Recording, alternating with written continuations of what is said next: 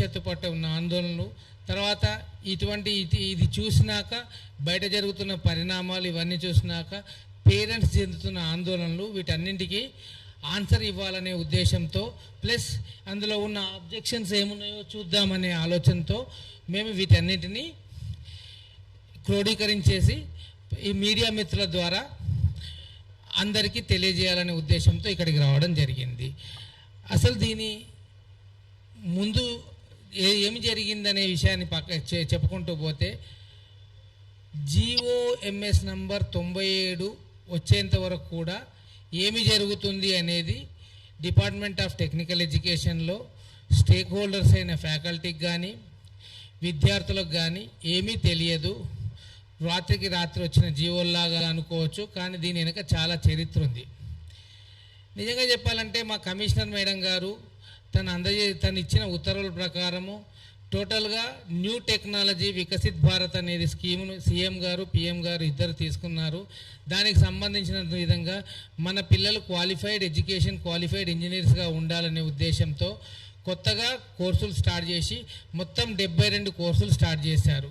అంటే ఇది రమారమి 25 కొత్త కాలేజీలతో సమానమైన కోర్సులను ఈ సంవత్సరం స్టార్ట్ చేసి 4500 సీట్లు పెంచడం జరిగింది.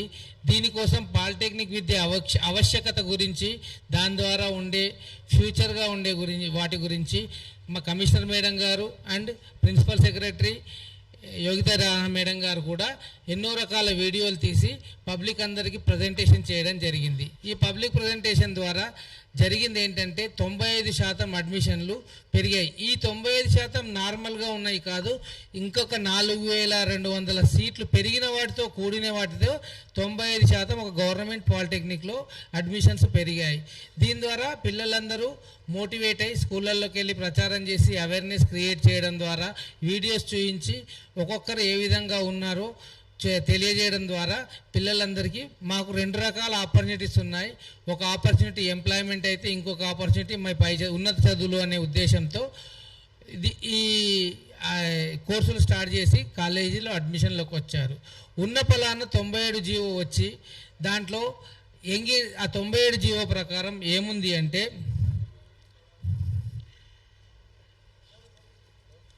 ఇందులో పాయింట్ నెంబర్ 1లో for all polytechnic colleges shall be brought under young India skills university framework and ecosystem అనే పదం ఉంది. ఈ పదజాలం వల్ల మేము young India act young India university act కోసం వెతకాల్సి వచ్చింది. ఇది యంగ్ ఇండియా యాక్ట్ కోసం మేము వెతకాల్సి వచ్చింది. అంతకంటే ముందు మాకు యంగ్ ఇండియా యాక్ట్తో సంబంధం లేదు యూనివర్సిటీతో. ఇది జిఓఎంఎస్ నంబర్ 97. ఈ యాక్టులో ఏమున్నాయా అని మేము ఆరా తీసాము. దీని ప్రకారం మేము బేరీ చేసుకుంటూ ప్రతి ఒక్కటి యాక్ట్లో చదువుతూ పోతే చాలా ఇబ్బందికరమైన విషయాలు విద్యార్థులకు సంబంధించినవి చాలా ఉన్నాయి. రేపు పొద్దున ఏమేమి జరుగుతాయో మేము ఒక్కొక్కరుగా అందరం చెప్తాము. అసలు బేసిక్గా దీనికి ఒక యంగ్ ఇండియా స్కిల్స్ యూనివర్సిటీ ఏర్పడింది. యంగ్ ఇండియా స్కిల్స్ యూనివర్సిటీ ఈ రోజుకి 3 ఆఫీసులు మారింది. ఫస్ట్ సెంట్రల్ యూనివర్సిటీలో ప్లేస్ ఇచ్చారు, తర్వాత జేఎన్టీలో ఇచ్చారు.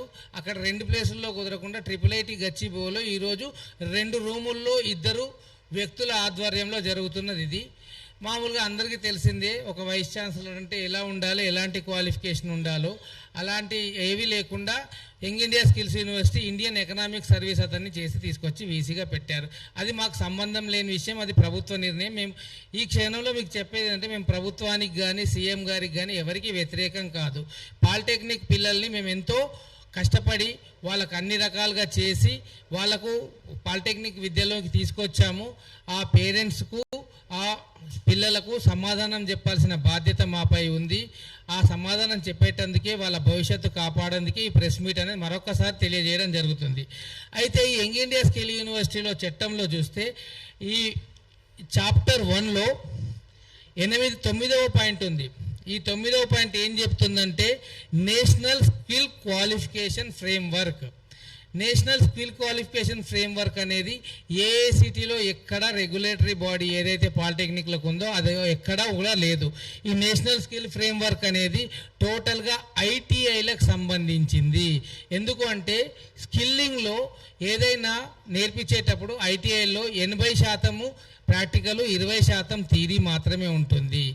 ఎన్ఎస్క్యూఎఫ్ అనే ఫ్రేమ్వర్క్లో మేము పాలిటెక్నిక్లు ఇమడలేవు, దాని ద్వారా వచ్చే వాటిని ఏఐసిటి అప్రూవల్స్ ఇవ్వదు. ఈ ఏఐసిటి అప్రూవల్స్ ఎప్పుడైతే ఇవ్వదో ఆ డిప్లొమాకు సంబంధించి ఏఐసిటికి గుర్తింపు లేకుండా పోయినందువల్ల ఉంటుంది. ఇంకొక విషయం చెప్పాలంటే ఈ యంగ్ ఇండియా స్కిల్ యూనివర్సిటీకి ఎటువంటి ఏఐసిటి అనుమతి లేదు. యూనివర్సిటీలో యూజీసీ యాక్ట్ 2F ప్రకారం ఇది ఏర్పడింది, కానీ ఎటువంటి ఏఐసిటి అప్రూవల్ లేదు. రెండవది ఇంకొకటి, మనకు ఎంప్లాయ్మెంట్ కానీ ఇంకేదన్నా అంటారు. మా ఇన్స్టిట్యూషన్స్లో 59 పాలిటెక్నిక్లు సుమారుగా 35 పాలిటెక్నిక్లు నేషనల్ బోర్డ్ ఆఫ్ అక్రిడిటేషన్ గుర్తింపు పొందినాయి. నేషనల్ బోర్డ్ ఆఫ్ అక్రిడిటేషన్ గుర్తింపు రావాలంటే 3 రకాల అకార్డులు ఉంటాయి. Washington accord, Dublin accord, Sydney accord. ఈ వాషింగ్టన్ అకార్డు లాంటిది కానీ, డబ్లిన్ అకార్డు, సిడ్నీ అకార్డు, వీటిల్లో ఈ ప్రపంచంలో ఉన్న 3 అకార్డులలో తీసుకున్న నిర్ణయాల ప్రకారం ఏదైనా ఒక స్టూడెంట్కి ఎన్బిఏ అక్రిడేటెడ్ ఎన్బిఏ గుర్తింపు పొందిన కళాశాలలో చదివినట్టయితే ఎటువంటి ఇంటర్వ్యూ కానీ లేకుండా ఉద్యోగంలోకి తీసుకుంటారు. ఎటువంటి రిటర్న్ టెస్ట్ లేకుండా హైయర్ ఎడ్యుకేషన్ కల్పించే వ్యవస్థ ఎన్బిఏ అక్రిడేటెడ్ కాలేజీలకు ఉంది. అటువంటి ఎన్బిఏ అక్రిడేషన్ అనేది యంగ్ ఇండియా స్కిల్ యూనివర్సిటీకి లేదు. రేపు పొద్దున ఇది ఏఐసిటి అప్రూవల్ లేని కోర్సులు కనుక ఎన్ఎస్క్యూఎఫ్ ప్రకారం పోతే ఎన్బిఏ అక్రిడేషన్ ఏమాత్రము రాదు. ఇది ఇందులో మాకున్న ఒక పాయింట్. నెక్స్ట్ వచ్చి ఈ ఎస్బిటిఈటి అనేది national Telangana education act Andhra Pradesh 1982 ప్రకారము ఏఐసిటి గైడ్లైన్స్ ప్రకారం ఆ రోజున్న MHRD minister for human resource and development ప్రకారము ఏర్పడిన బోర్డులు. ఇది 29 రాష్ట్రాల్లో స్టేట్ బోర్డ్ ఆఫ్ టెక్నికల్ ఎడ్యుకేషన్లు అండ్ ట్రైనింగ్లు ఉన్నాయి. ఈ ఎస్బిటిఈటి అనేది ఏఐసిటి గుర్తింపు పొందిన పాలిటెక్నిక్లకు ఈ రాష్ట్రంలో మనకు మామూలుగా మళ్ళీ అఫిలియేషను, ఆ కరికులము, అటానమీ ఇవన్నీ ఇవ్వాల్సిన బాధ్యత ఎస్బిటిఈటి మీద ఉంటుంది. ఈ యంగ్ ఇండియా స్కిల్ యూనివర్సిటీలోకి వెళ్ళాక ఎస్బిటిఈటి అనేది ఉండదు అనేది చట్టంలో రాయబడి ఉంది. ఎస్బిటిఈటి మొత్తం దాని కిందికే పోవడం వల్ల ఎస్బిటిఈటి లేకుండా మాకు ఏ పాలిటెక్నిక్ కళాశాలకు ఇక్కడ గుర్తింపు రాదు, అఫిలియేషన్ రాదు. ఈ అఫిలియేషన్ రాకపోవడం వల్ల ఆ సర్టిఫికెట్కు ఎక్కడ ఏ ఉద్యోగానికి చెల్లుబాటు కాదు. కాబట్టి వీళ్ళ పిల్లలు అన్ని రంగాల్లో, అన్ని ప్రభుత్వ రంగ సంస్థల్లో, ప్రభుత్వాల్లో ఉద్యోగాలు ఇప్పుడు మా పిల్లలు ఇక్కడ ఎదురుగున్న ఆఫీస్లో పనిచేస్తారు, జెన్కోలో, ట్రాన్స్కోలో, ప్లస్ ఎలక్ట్రిసిటీ డిపార్ట్మెంట్లో, డిస్ట్రిబ్యూషన్ కార్పొరేషన్లో చేస్తారు, రైల్వేలో చేస్తారు. అసలు ఇదని సంబంధం లేదు. ఆర్ఎండ్బిలో చేస్తారు, వాటర్ సప్లైలో చేస్తారు, మెట్రో అనే గవర్నమెంట్ సంస్థల్లో అన్నిట్లో చేస్తారు, ప్రభుత్వ రంగ సంస్థల్లో అన్నిట్లలో ఉంటారు, ప్రైవేట్ రంగంలో అన్నిట్లలో ఉంటారు. ఇంజనీరింగ్ డిపార్ట్మెంట్లు ఎక్కడెక్కడ ఉంటాయో ప్రతి ఇంజనీరింగ్ డిపార్ట్మెంట్లో మా పిల్లలు పనిచేస్తారు, డిప్లొమా చదువుకున్న పిల్లలు. ఇక్కడ ఎంతోమంది మంచి మంచి పేరుగల అలుమ్నై ఉంది. ఒక ఐఐటిహెచ్ డైరెక్టర్ బిఎస్ మూర్తి గారు ఒక పాలిటెక్నిక్ స్టూడెంట్. ఎంతోమంది ప్రొఫెసర్లు, జేఎన్టీయూలో పనిచేస్తున్న ప్రొఫెసర్లు పాలిటెక్నిక్ స్టూడెంట్స్. ఇక్కడ మా డిపార్ట్మెంట్లో పనిచేస్తున్న ఫ్యాకల్టీలో 40% పాలిటెక్నిక్ స్టూడెంట్సే. ఏ ఇంజనీరింగ్ సంస్థలో చూసినా పాలిటెక్నిక్ విద్యార్థులు ఉంటారు. వీళ్ళు డిప్లొమా లెవెల్తోని జాబులు సంపాదించే వాళ్ళు ఉంటారు, డిప్లొమాతో బీటెక్ వెళ్ళడానికి పోయే వాళ్ళు ఉంటారు. ఇది దీని యొక్క సంబంధం. నెక్స్ట్ ఇందులో ఉన్న ఇంకొక చాలా ప్రాబ్లమేటిక్ విషయం ఏంటంటే ఈ ఫీ స్ట్రక్చర్ అనేది మనం ఎంతైనా పెంచుకోవచ్చు. ఇప్పుడు ఫీ స్ట్రక్చర్ గురించి మా సునీత మేడం గారు మాట్లాడుతున్నారు, సౌజన్య మేడం మాట్లాడుతున్నారు, డిస్కస్ చేద్దాం తర్వాత. నెక్స్ట్ వచ్చి ఈ ల్యాండ్ ప్రభుత్వము దీంట్లో ఏం చేసింది, యంగ్ ఇండియా స్కిల్ యూనివర్సిటీ యాక్ట్లో పాలిటెక్నిక్లకు సంబంధించిన ఆస్తులన్నింటినీ యంగ్ ఇండియా స్కిల్ యూనివర్సిటీకి తీసుకెళ్తాము అని చెప్పింది. యంగ్ ఇండియా స్కిల్ యూనివర్సిటీకి ప్రభుత్వ ఆస్తులు ఎప్పుడైతే దాఖలు చేయబడతాయో ఆటోమేటిక్గా వాటిని వాళ్ళు ఏ యూసేజ్కైనా వాడొచ్చండి. కమర్షియల్ యాక్టివిటీస్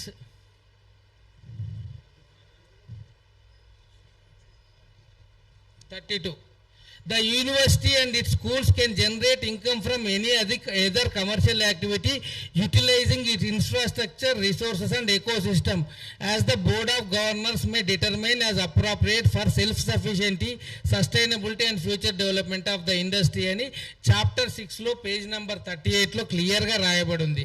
అంటే ఈ కళాశాలలు ఏర్పాటు చేసేటి ప్రతి కళాశాలలో ఉండాల్సింది ఒక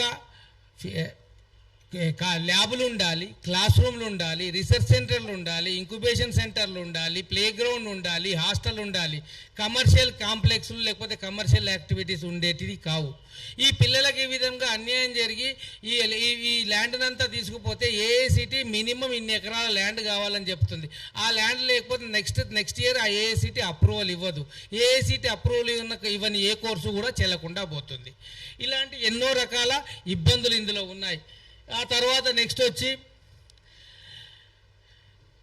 ఇప్పుడు ఇందులో మనము ఇలాగే కొనసాగితే ఈ పిల్లల భవిష్యత్తు ఏమవుతుందని ప్రతిరోజు పదుల సంఖ్యలో కాలేజీకి పిల్లలు వచ్చి టీసీలు తీసుకుంటామంటే మేము ఆపుతున్నాం. ఇంతో కష్టపడి పిల్లలందరినీ తీసుకొని వాళ్ళకు ఒక ఉన్నత చదువులు మంచి మార్గంలోకి తీసుకెళ్లాలంటే అది లేకుండా చేస్తూ దీన్ని ఇదే నెట్వర్క్లోకి తీసుకుపోతుంటే పేరెంట్స్ అందరూ భయభ్రాంతులకు గురవుతున్నారు.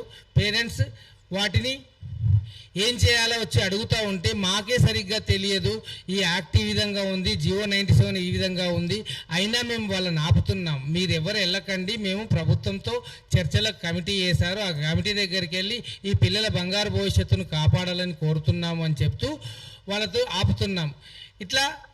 ఇటువంటి కండిషన్స్లో మీడియా ద్వారా మేము ప్రభుత్వానికి సహకరిస్తూనే, ప్రభుత్వ ఉత్తర్వుల ప్రకారం ముందుకు పోతూనే, ప్రభుత్వం ఇచ్చిన కమిటీకి మేము వెల్కమ్ చెప్తూనే ఈ బాధలను చెప్పి పిల్లల భవిష్యత్తును ఎటువంటి లాస్ చేయకుండా ఇవన్నీ జియో 97లో ఉన్న 4th పాయింట్ను ఉపసంహరించుకోవాలని ప్రభుత్వాన్ని ఈ వేదికగా మేము విజ్ఞప్తి చేస్తున్నాము. ఈ విజ్ఞప్తి మేరకు ఈ 97 4 పాయింట్ను ఉపసంహరించుకుంటే మా డిప్లొమా పిల్లల భవిష్యత్తు కానీ మా పాలిటెక్నిక్ కానీ బాగుంటాయని మీ అందరికీ తెలియజేస్తున్నాను. Thank you.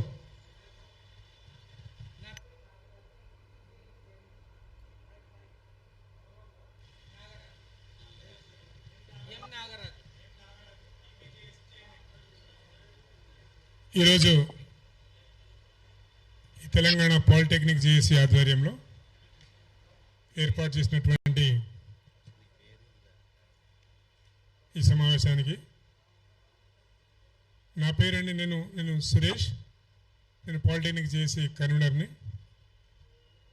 మా మిత్రులకు, అదేవిధంగా ఎలక్ట్రానిక్స్ మీడియా మిత్రులకు, ప్రింటింగ్ మీడియా మిత్రులకు నమస్కరిస్తూ, ఇదొక విచిత్రమైన పరిస్థితిలో మేము ఈరోజు ప్రెస్ మీట్ పెట్టడం జరిగింది.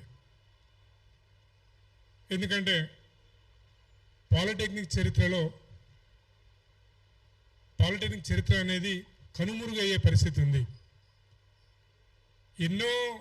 ఎంతో పేద విద్యార్థులకు, అంటే పేద కుటుంబాలకు ఉన్నత చదువులు ఇస్తున్నటువంటి ఈ సంస్థలు మూసుకొని పోతే అసలు రాబోయే రోజుల్లో ఒక పేద బడుగు బలహీన వర్గాలకు ఉన్నత విద్య అందుతుందా అని చెప్పేసి ఒక ఆందోళనలో మేము ఈరోజు ఈ ప్రెస్ మీట్ పెట్టడం జరుగుతుంది మిత్రులారా. ఎందుకంటే ఈ ప్రెస్ మీట్కి మీరు మా బాధలు, మేము పడే కష్టాలు, మేము అందించే విద్య, మేము ప్రోత్సహించే విద్యార్థులు ఏ రకానికి చెందిన వాళ్ళు అది మీరు క్లుప్తంగా రావాల్సిందిగా మీకు కోరుతున్నాను. ఇక్కడ ప్రభుత్వం ఏర్పాటు చేస్తున్నటువంటి ఒక కమిటీ, ఆకునూరి మురళి ఆధ్వర్యంలో ఒక కమిటీని ఏర్పాటు చేశారు. మీరు విద్యారంగ పరిరక్షణ చేస్తారా, లేకపోతే విద్యను డిమాలిష్ చేస్తారా, లేకపోతే ప్రోత్సహిస్తారా అన్నది పక్కన పెడితే, ఆకునూరి మురళి గారు ఒకటి ఎగ్జిక్యూటివ్ ఇంజనీర్ నుంచి ఒక ఐఏఎస్ ఆఫీసర్గా ప్రమోట్ అయ్యారు. ప్రమోట్ అయిన తర్వాత మీరు ఏ డిపార్ట్మెంట్ నుంచి వచ్చారో, మీ డిపార్ట్మెంట్లో ఏ సెక్షన్ అయితే ఉద్యోగస్తులు ఉన్నారో వాళ్ళని మర్చిపోయి మీరు ఒక ప్రభుత్వానికి ఒక రికమెండేషన్ చేశారు. అదేంటంటే అసలు పాలిటెక్నిక్ విద్యా వ్యవస్థనే ఉండకూడదు. మీ కింద పాలిటెక్నిక్ విద్యార్థులు ఏఈగా, జేఈలుగా, టౌన్ ప్లానింగ్ ఆఫీసర్గా, వాటర్ వర్క్స్ బోర్డు మేనేజర్గా, రైల్వేస్లో లోకోమోటివ్ ఇంజనీర్స్గా నిన్నగాక మొన్న ఒక పాలిటెక్నిక్ విద్యార్థి హెచ్పిసిఎల్లో 10 లక్షల ప్యాకేజ్ వచ్చింది సార్, ఒక పాలిటెక్నిక్ విద్యార్థికి. అంటే ఈ అర్హతలు కలిగినటువంటి విద్యార్థులు నాశనం చేద్దాం అనుకుంటున్నాం.